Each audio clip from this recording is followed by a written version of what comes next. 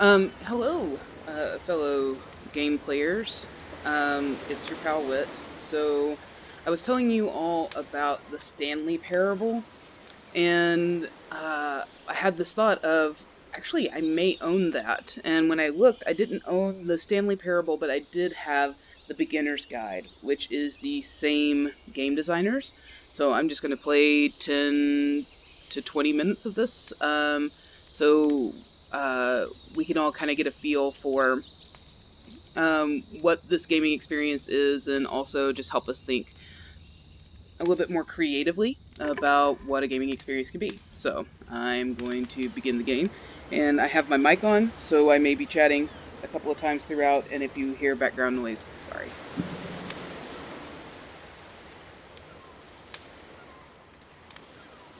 It sure is.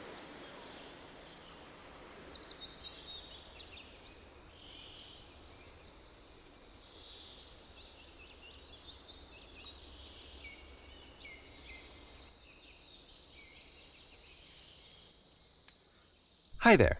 Thank you very much for playing The Beginner's Guide. My name is Davey Reedon. I wrote The Stanley Parable, and while that game tells a pretty absurd story, today I'm going to tell you about a series of events that happened between 2008 and 2011.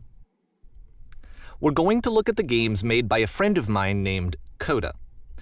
Now, these games mean a lot to me. I met Coda in early 2009 at a time when I was really struggling with some personal stuff, and his work pointed me in a very powerful direction. I found it to be a good reference point for the kinds of creative works that I wanted to make. So just to start you off, this is, I think, the first game he ever made. It's a level for Counter-Strike. You can walk around here, by the way. And mostly it's just Coda learning the basics of building a 3D environment. But what I like is that even though he starts from the simple aesthetic of a desert town, he then scatters these colorful abstract blobs and impossible floating crates around the level. And of course, it destroys the illusion that this actually is a desert town, and instead this level becomes a kind of calling card from its creator. It's like a reminder that this video game was constructed by a real person.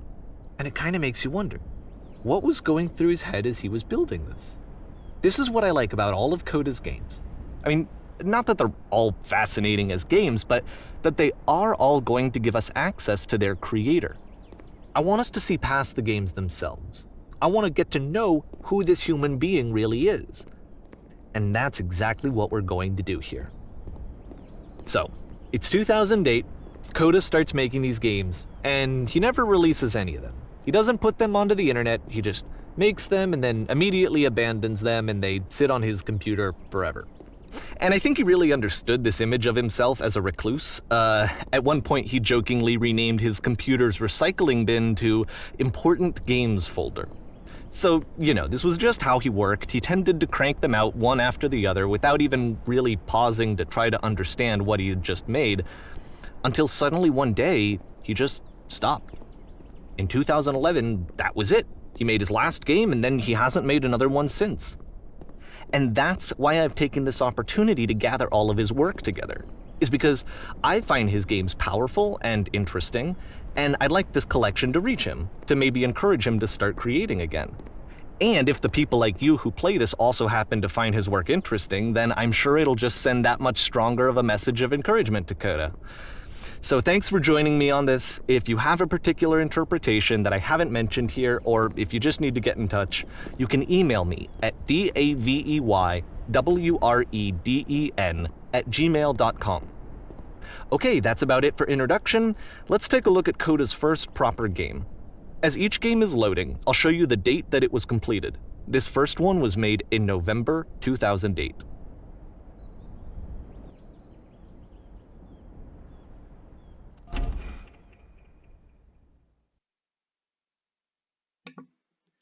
This is absolutely going to turn into some sort of horror thing, right? Like, there's no way that this is going to be a ultimately.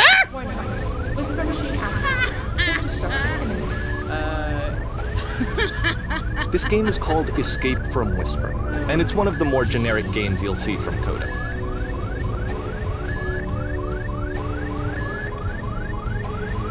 It was this. It was the sound of the gun. It wasn't. It wasn't. You that can click to fire the gun. I suddenly had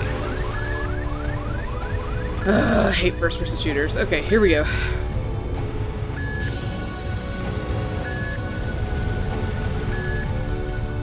Man, I hope somebody collects all of my broken shit that I create and make it into something that they can sell someday.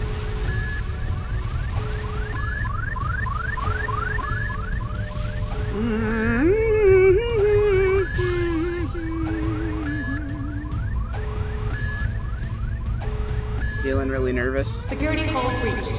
Hostile alien life forms inbound. My nerves are made of porcelain. It kinda looks like this game was abandoned mid-development. For instance, you have Mid? this gun, which you'd think would indicate that there are supposed to be monsters or enemies somewhere, but then clearly there are no enemies anywhere. Oh, You can't even reload the gun when you run out of bullets. But ultimately we don't really know. Maybe Yep. Coda thought that actually it was complete the way that it is. And I think that we should talk about his games for what they are, rather than for what they're not. Enemy force what's that book? Begin House of shooting. Falling Leaves or whatever, where it's like puzzles and written like by psychotic people. That's what it feels like I'm in right now. I'm in the I love how you can see the bottom of the universe from this room. okay, well. Shitty, pixelated House of Falling Leaves psychotic break. That's what I'm in the middle of. Stop development mid-game is pretty funny. Is mid. Apparently the suggests space station middle. has a labyrinth on it. Sure, I don't know. There's really no reason for it that I've ever been able to discern, so in the interest of time, I'm just gonna skip you on past it. Okay, this is the part that's interesting. The game has this narrative about the Whisper Machine and how it has to be turned off, and then you get to the engine room. Okay. Hey, you there, in the engine room. You could save us all. That beam is powering the Whisper Machine. We could disrupt it by introducing a great enough heat signature. If your body could stop the beam. It's so much to ask, but for all of our lives, would you do it? Could you give yourself? Yeah, sure, why not? Whoop! Let me pause here for a second. What you just experienced, stepping into the beam and then dying, is probably what Coda had initially intended when he was developing this level. But when he first compiles and plays it, something goes wrong. There's a bug somewhere. And this is what happens instead.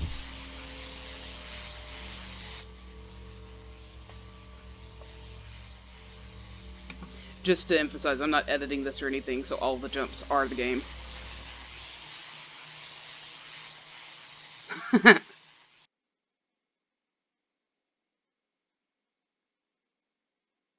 The beam causes you to start floating.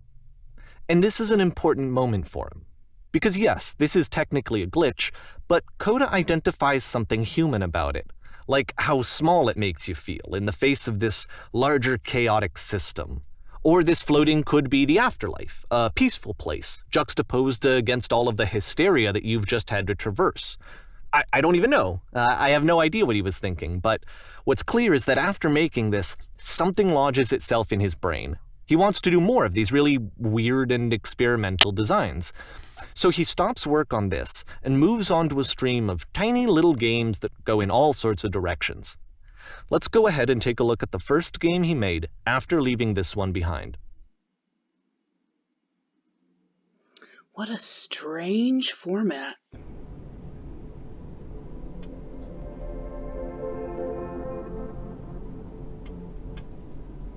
Well, then what's ahead of me? Yep, Ah, in this game you can only walk backwards. yep. Oh dear, I don't like that. Ugh. I am not evolutionarily equipped. So it's a short and relatively minimalist experiment combining motion and narrative. It is less advanced than the previous game, but actually it seems to be more focused, more complete. Coda's trying to give it a unique voice rather than simply basing it on a pre-existing trope. Am I playing somebody's, thesis? For film criticism or game criticism? What is this game?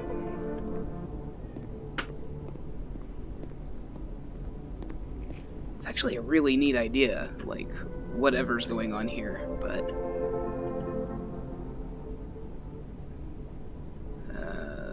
boy.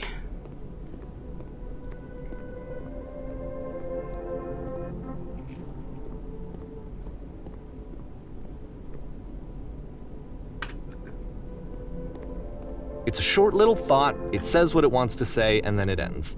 Didn't need anything more than that. Which to me is why it works, because it gets out quick. Okay, next one.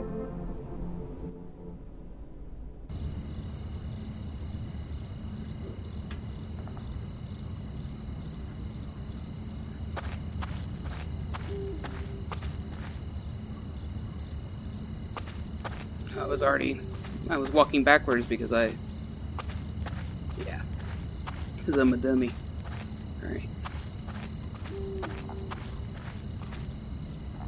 And that's it. Okay, the meaning of this game won't be clear just yet. Please be patient with me for a few more games, and I promise you'll see what makes it interesting.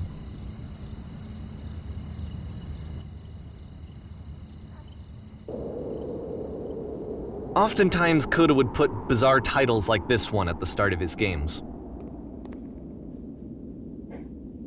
I wish I'd known him at the time that he was making these early games. He would really only talk to me about his work as he was making it. Once he stopped work on a game, that was it. It was dead to him. And I don't agree with that at all, but what are you gonna do? If I were to, take the premise of this game seriously, I would, I were to assume that, we're trying to understand the motivations of this person. It would obviously be to experiment with textures, lighting, shapes, movement of objects in virtual space. So I think that that's probably not what's going on, and that this is definitely going to be some sort of confounding and confusing and perhaps incredibly interesting. Once you've been slowed to an absolute journey. crawl, the door at the top of the stairs opens. So why, if Coda's not showing these games to anyone, why bother opening the door at all? Well, to show you, I'm modifying the game here so that when you press enter, it'll bring you back up to full speed so you can enter the door for yourself.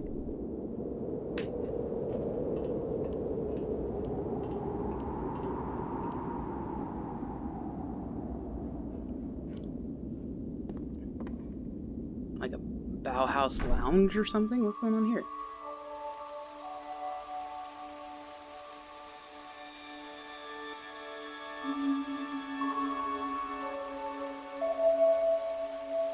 A room that's warm and nice and filled with little ideas for games. Let me read some of these. Press U to surrender. Plays the camera filming an Coda advertisement. would often tell me that he didn't mind if people thought of him as cold or distant. He said that he knew that he was actually a vibrant and compassionate person, but that it takes time to really see that. It can be a very slow climb to get there. Read an enemy's emails to learn how to beat them. Sharks are trying to eat you. Simultaneously, you are trying to eat the sharks.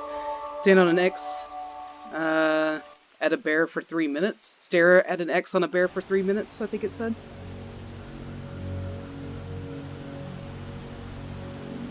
I hear water. Is that oh, that was a door.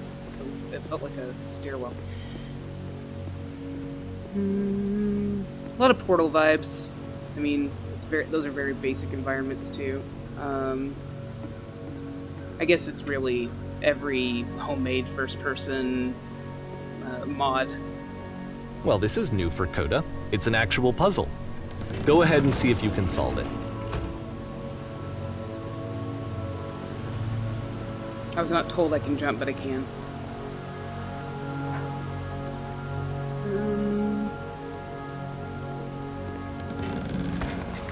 Okay, well that's not it. Oh, already broke it. I clicked too fast. This was built using the Little Big Planet mechanism programming, because you can't get ahead of it.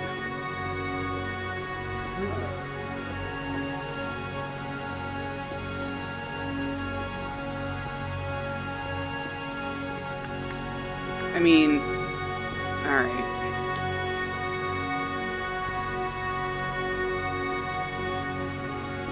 See, this is why I never want to do Let's Plays, because I'm gonna look like an idiot.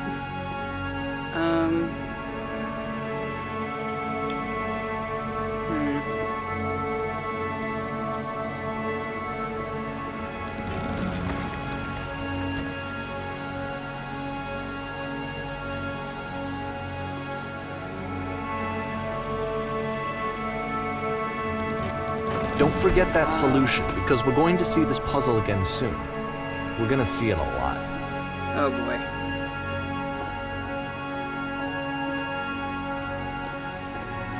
There's something very kind of intriguing about a game that is essentially like mistakes. Making a game out of others' mistakes and practice and amateurish whatnot makes it feel kind of cursed, honestly. So that seems to be it, right? You walk down a corridor, you solve the puzzle, you get to the end. Simple enough. Alright, now I'm going to modify the game again so that when you press enter, it'll remove all of the walls from this room.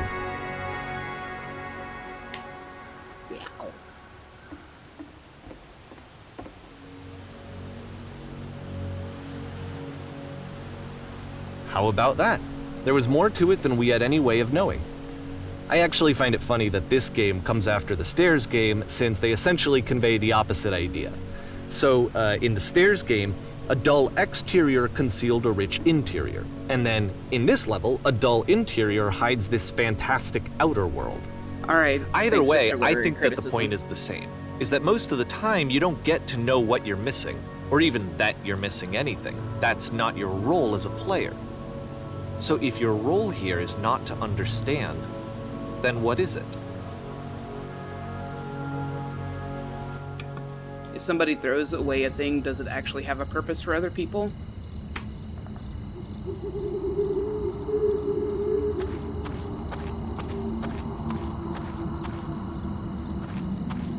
Aha! So, this, combined with the entering game from earlier, tells us that Coda believes his games are connected somehow. It could even be that the Stairs game and the puzzle game are literally connected in between this and the entering game. There's a bigger picture that all of his games are meant to play a role in, some larger meaning that we won't be able to grasp until we've seen all of them. And once we have, we can step back and start to understand what exactly that bigger picture is. Okay. So it said 2008 or 2009 to 2011. So we're just playing kind of like through a timeline. Interesting.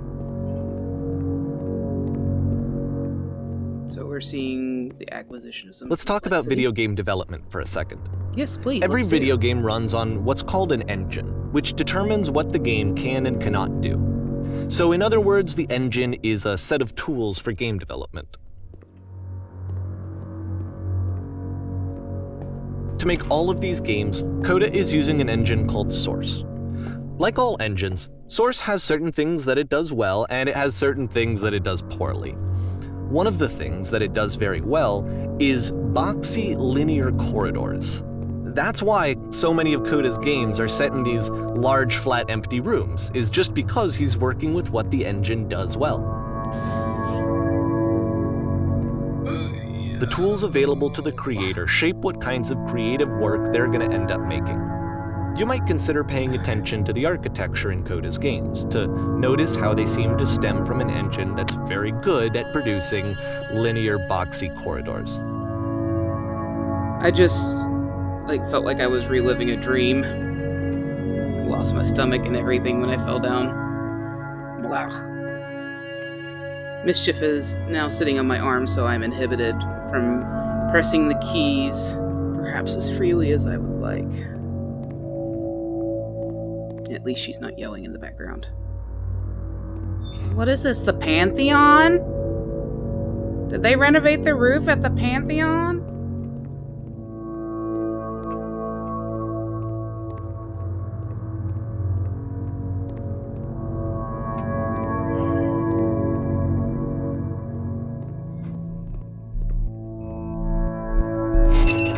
Oh, this is designed by Temple Grandin. Yes, I feel very calm as I'm being led to the slaughter. Ow!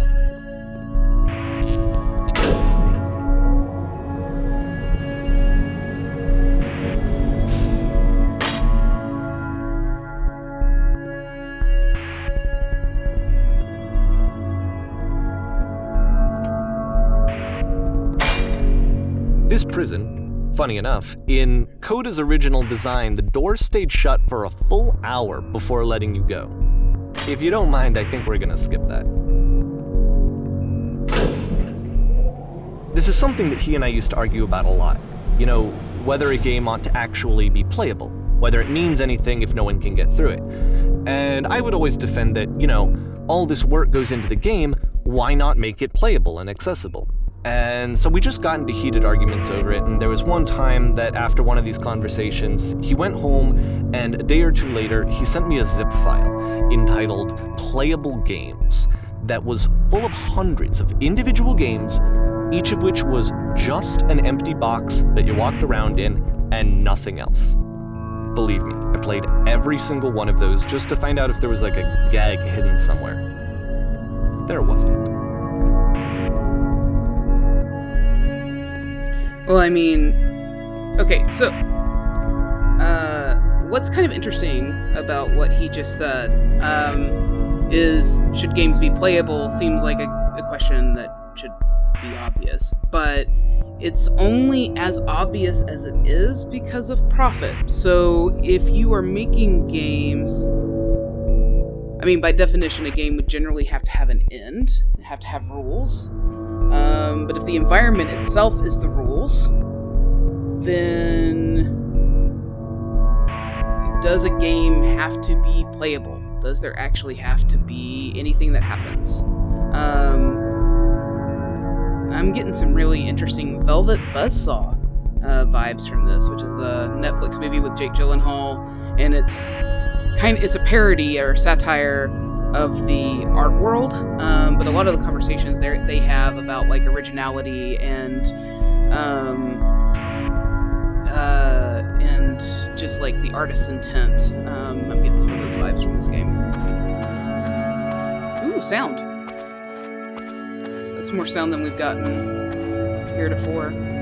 It's the puzzle again, with the exact same solution as the last time. Ow.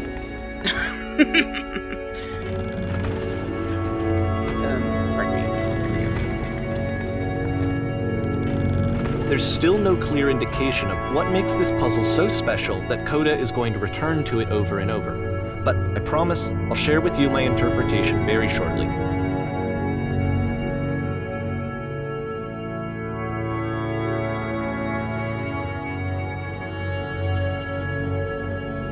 Also, the excavation of an artist's life through his work, and using the work as a statement, even when the work feels unfinished or also cursed.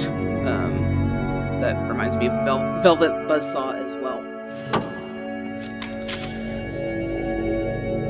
Here, Coda begins using a kind of dialogue system that he fashioned out of the engine's chat capabilities. Use the 1, 2, 3 buttons on your keyboard to respond.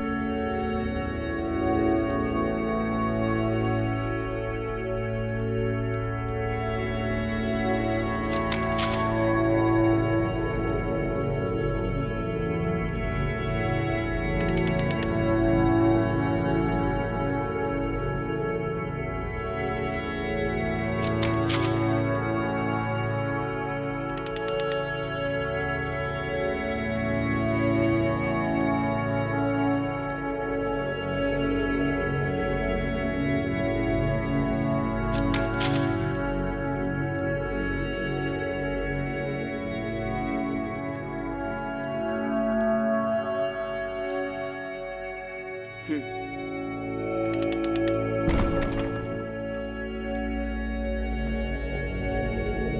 I really like that image.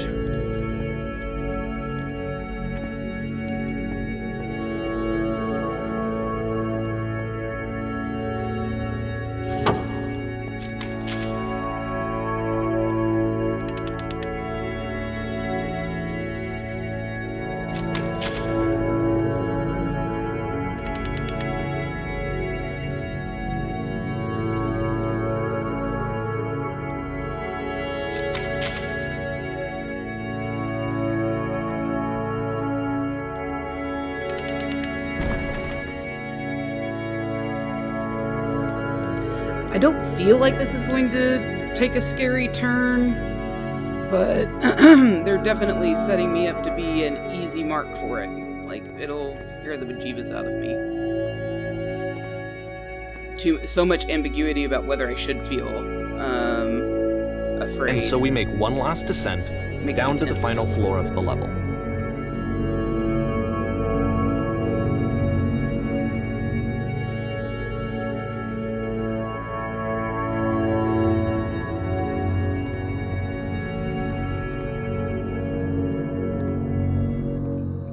I will say that these walls remind me a lot of my high school cafeteria, which I haven't thought of the inside of that building in a very long time.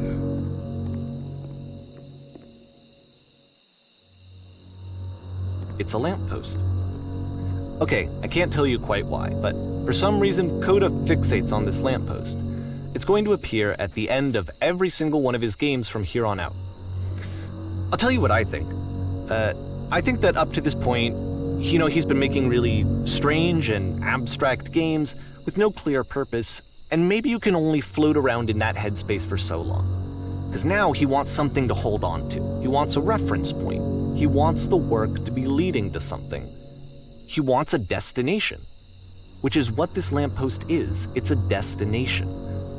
We're going to see it in the work as well. His games are just going to become a lot more cohesive, a lot more fully developed, with more of a clear idea behind them. And as we go, that idea will get clearer and clearer and clearer.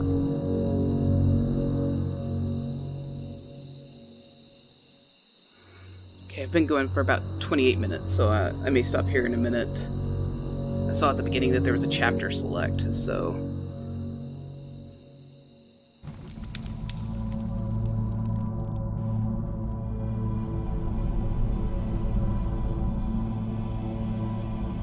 Huh.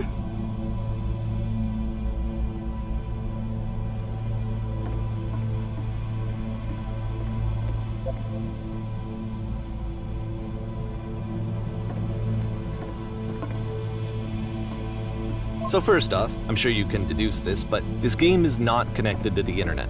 All of the notes that you're going to see have been written by Coda. This was actually the first game of his that I ever played. This was shortly after I met him at a weekend game jam in Sacramento, where I grew up. I saw him working on this very level, and it was just so different from anything that anyone else was doing. So right away I was like, I have to be friends with this person. In retrospect, I think I was probably a bit too pushy, trying to get his attention. I was over-enthusiastic. But he was very gracious about it and very patient with me. And I cooled off eventually. Oh, feel free to skip over any of these notes if they're not doing anything for you. Nothing extra is going to happen if you read all of them. Either way, to me they convey a sense of loneliness. I see this person who's filled with thoughts and feelings and beliefs and has no way to express them except as scattered and unheard voices in a game that wasn't meant to be played.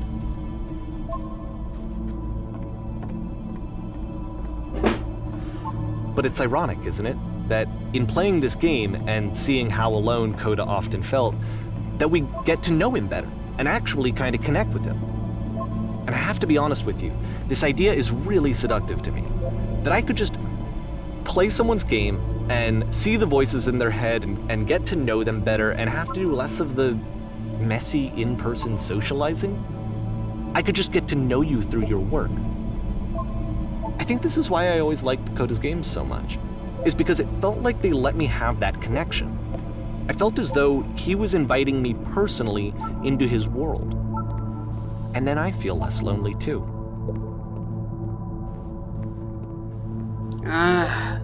Man, I think my leg's being pulled, but he's doing a decent job or the game designers are doing a decent job of making it feel like Coda is a real person. But surely not. I don't know, people do weird things. I'll just say it is not unplausible.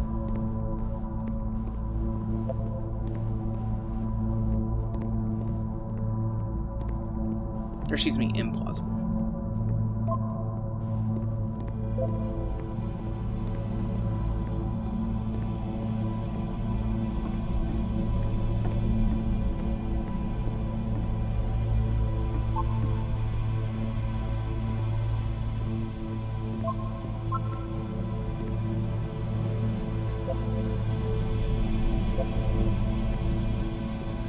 Definitely the biggest one we've been on so far.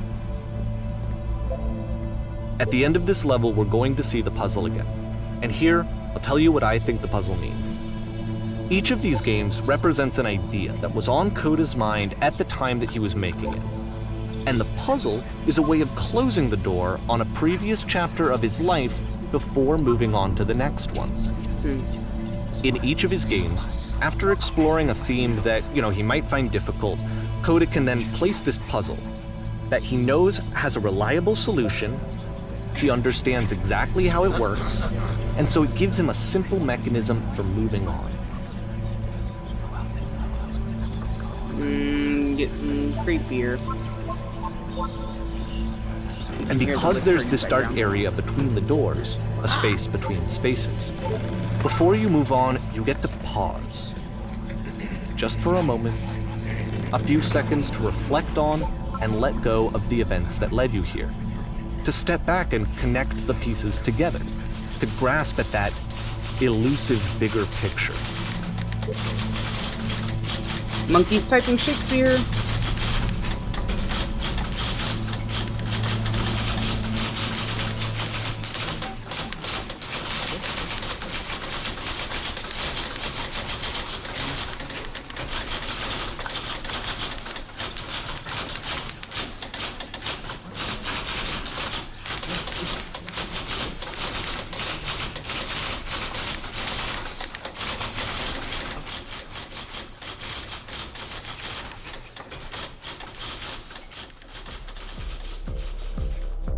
Okay, this one is tough. It's gonna kind of just spin its own wheels for a few minutes. Hang with it. I'm gonna stop here for right now. Really interested and really do want to complete it, so I may do a second video if you're interested at all, or you can find another Let's Play. But, okay.